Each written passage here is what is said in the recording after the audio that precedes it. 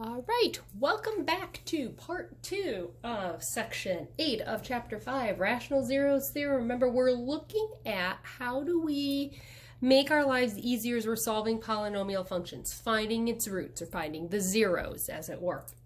And we looked at how you can take the factors of the constant term and the factors of the leading coefficient, create ratios or rational numbers that become potential roots, and those become the only potential rational roots, the ones that fall into that real number category, to help limit what your possible choices are. And up until this point, we've also only ever worked with integer numbers. We never had fractions in there, so that is a possibility for an answer sometimes, and we need to look at how do we find those when they do occur. Now, in a lot of what we're doing, they're not going to occur all that often, but they will occur, so we need to be able to find them. So we're going to start this time by looking at how do we find all of the rational zeros. That means no imaginary answers needed right now.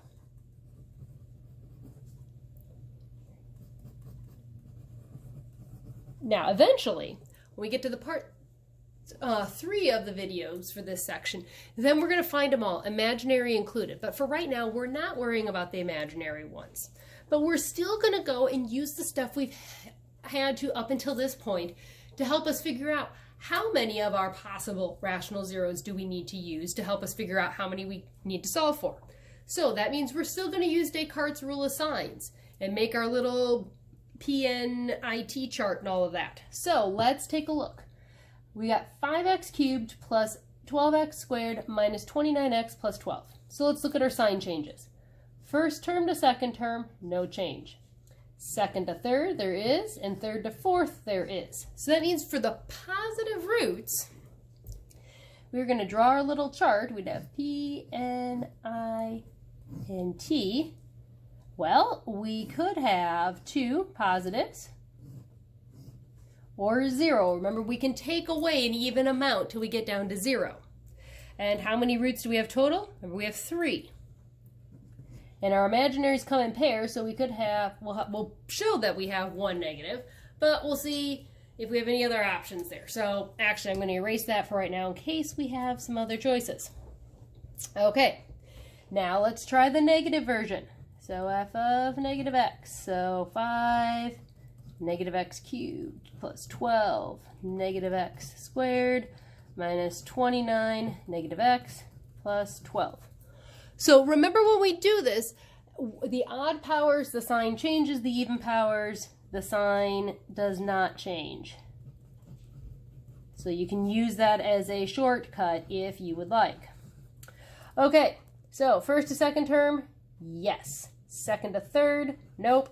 Third to fourth, no. So we have 1 sign change. So we can have 1 negative, 2 positives, 1 negative, no imaginary, 0 positive, 1 negative, 2 imaginary.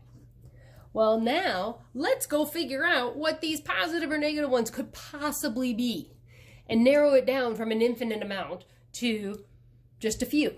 So now we're going to go back and we're going to use the rational zero theorem that we looked at previously. We're going to find the factors for P and the factors of Q.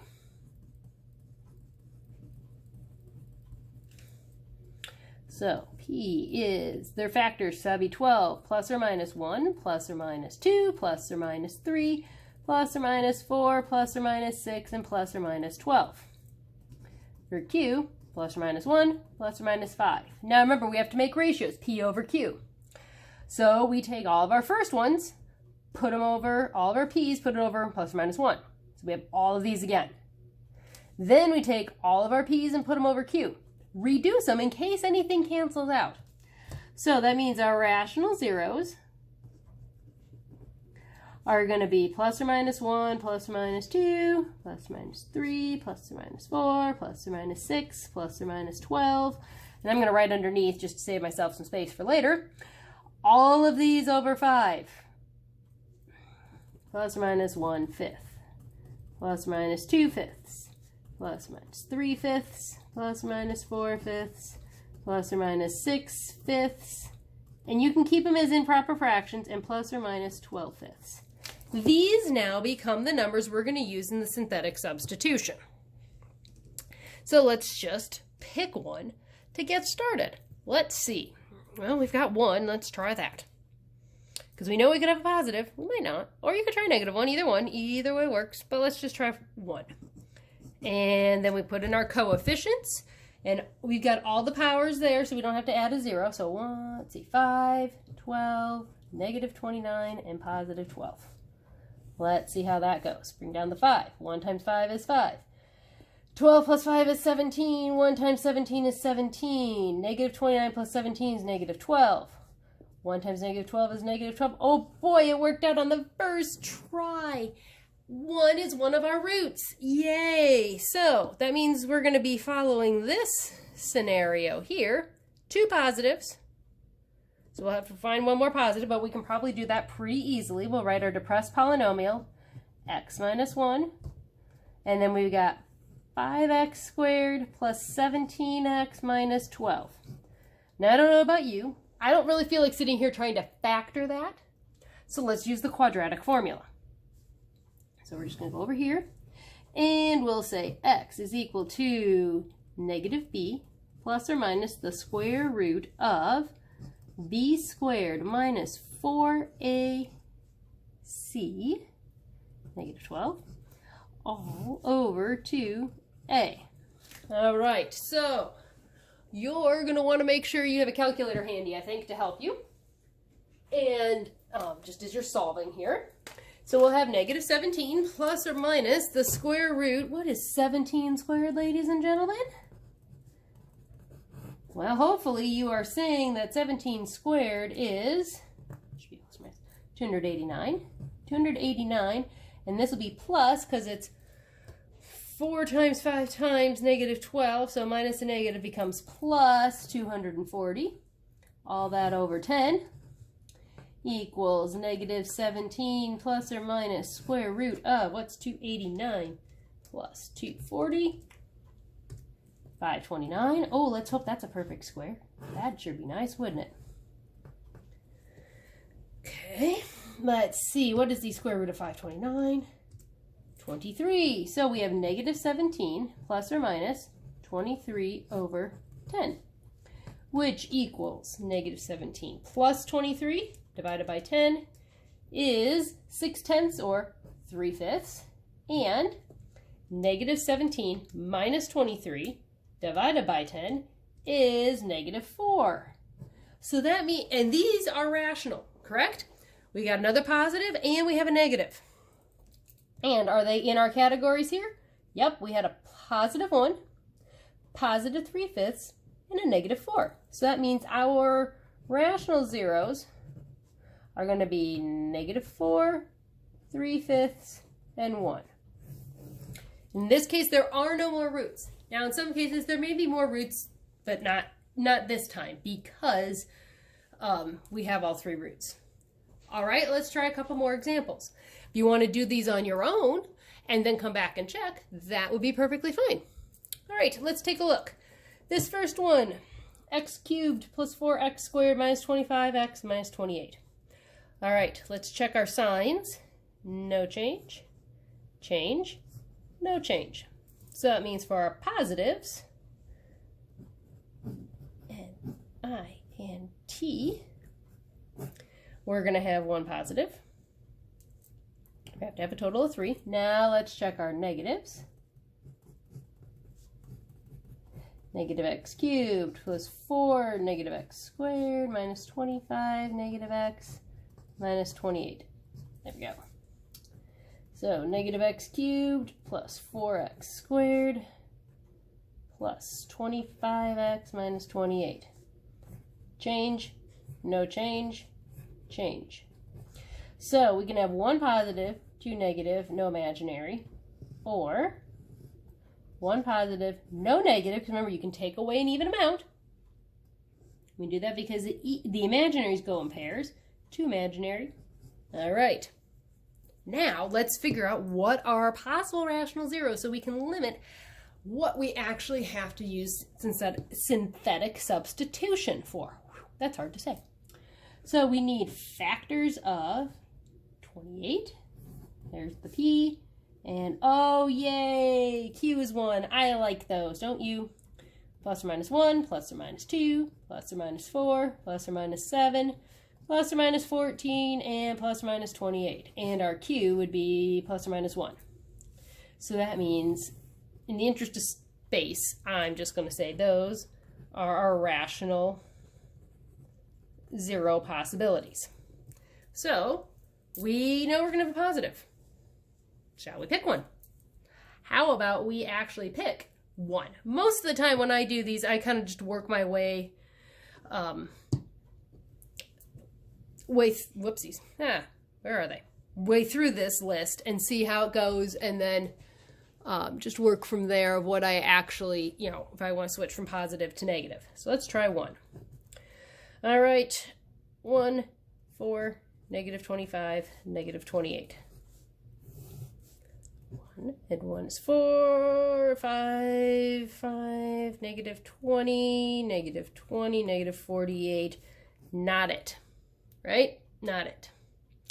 Well, let's try 2. 1, 4, negative 25, negative 28.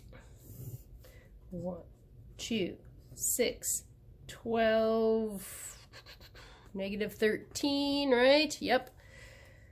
Negative 26, which makes that negative 54. That's not good.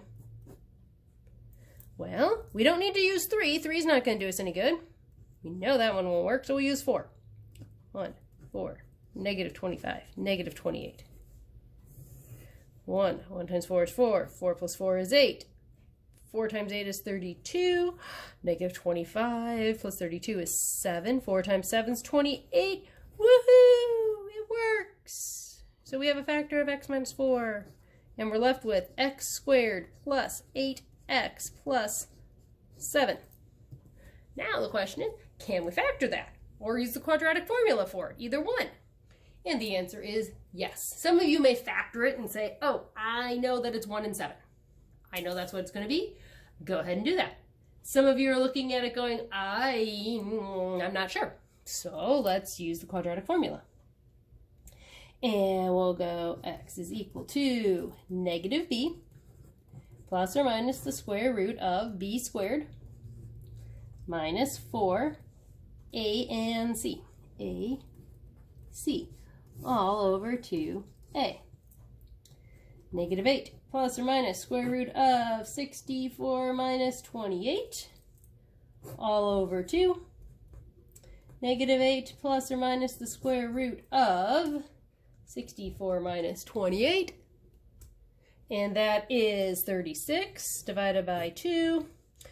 Negative 8 plus or minus square root, or plus or minus 6 divided by 2 equals negative 8 plus 6 is negative 2. Negative 2 divided by 2 is negative 1. And negative 8 minus 6 is negative 14 divided by 2 is negative 7. So all of these are rational answers. So we keep going. We just say our rational roots are negative 7, negative 1, and 4. Now we've got one more example to look at. Number 6. We're going to start it out the same way. Let's check no sign changes, right? All of them are positive all the way through. That means we're not going to have any positive roots. Guess what? When I go through with my rational zeros, I'm not going to pick a positive number to use. Now, I do the negative check.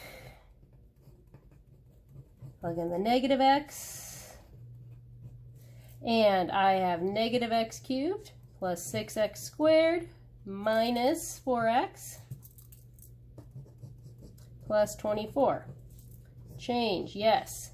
Change, yes. Change, yes. Okay, I've got 3 sign changes, don't I? So when I make my little chart, P, N, I, and T, 0, 3, okay, no imaginary, or 0, 1, 2, 3. So now we're going to figure out what are our possible rational zeros. In other words, what are our factors of 24 And oh, thank goodness, the x factor, or the leading coefficient, is 1. That makes life so much better. And so let's go list our factors. Factors of b: plus or minus 1, plus or minus 2, plus or minus 3, plus or minus 4, plus or minus 6, plus or minus 8, plus or minus 12, and plus or minus 24. Then for q, plus or minus 1. So that means right here, those are our rational zeros, right? And really, do we, whoops, I turned that, sorry. And really, do we need to actually use any of these negatives? Hopefully you're going, nope, we don't, because it's not going to do us any good. So let's pick negative numbers. How about -1? I'm going to draw a little line, there we go, just to separate things. -1, and look at all our powers descend. Woohoo! 1, 6, 4, and 24. 1, -1 times 1 is -1, 6 minus 1 is 5. -1 times 5 is -5. 4 minus 5 is -1. -1 times -1 is 1. Not it. Didn't work. Okay, well, let's keep going. Let's try -2. 4 and 24. 1. -2, that's 4. -8, that's -8, or -4, sorry. And that's +8, which is 32. Not it. Well, we can skip, nope, we gotta do 3, sorry, my bad. Not like the last problem. Silly me. 1, -3, 3, -9, -5, 15, 39. This is not looking good, is it? Well, I'm going to scoot this up just so you can see it better. Well, let's keep going. -4. 1, 6, 4, 24. 1, -4, 2, -8, -4, 16, to 40. Well, now what you notice is our remainders are getting closer, they're getting larger, but they're getting closer together. So maybe that means we're getting closer to something that's going to work. If it's not getting us closer to 0, at least if they're getting closer together, maybe we're getting to a point where something's going to change. So we skip 5 because that's not in there, and let's try -6. 1, 6, 4, 24. 1, -6 is 0. That's 0. That's 4. That's -24. That's 0. Woohoo! Which means we have a root. I'm going to have to write it up here for the sake of space. X plus 6 times our depressed polynomial is x squared plus 4. Now, we know what we're going to solve. That would become imaginary. We don't need imaginary answers right now, so our only rational root is x equals -6. Make a little note. Other answers are imaginary. Imaginary. There we go.